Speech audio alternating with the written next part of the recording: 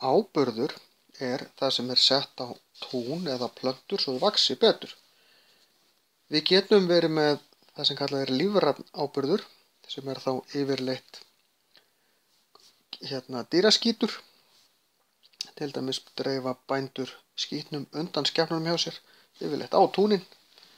Það er af því að í skítnum er hellingur af efnum sem grasið getur nýtt. Síðan er líka lífrænn áburður eins og þangmjöl sem er hægt að dreifa á tún, líka bara í blómabeð eða trjábeð. Síðan getur þetta verið ýmislegt annað líka. Svo er til tilbúinn áburður. Það er áburður sem er búinn til í verksmiðjum og er ekki úr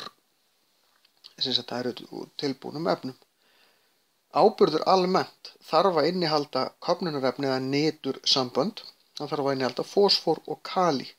Það er það sem að túnin þurfa til þess að þetta virki betur. Það skiptir máli hvernig jarðvegur er á hverjum stað fyrir sig, hvaða áburð við þurfum að nota, það er að segja hvaða efni áburðinu þarf að innihalda.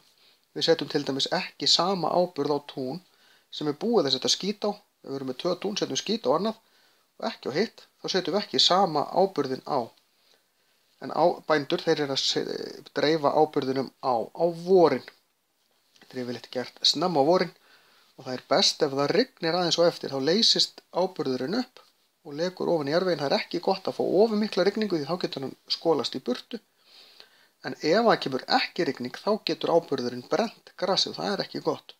Og eins ef við setjum of mikinn áburð, þá fer það ekki vel með grasið. En rétt magn af réttum áburði gerir það að verkum að það vex miklu meira gras heldur en ef við notum ekki áburð.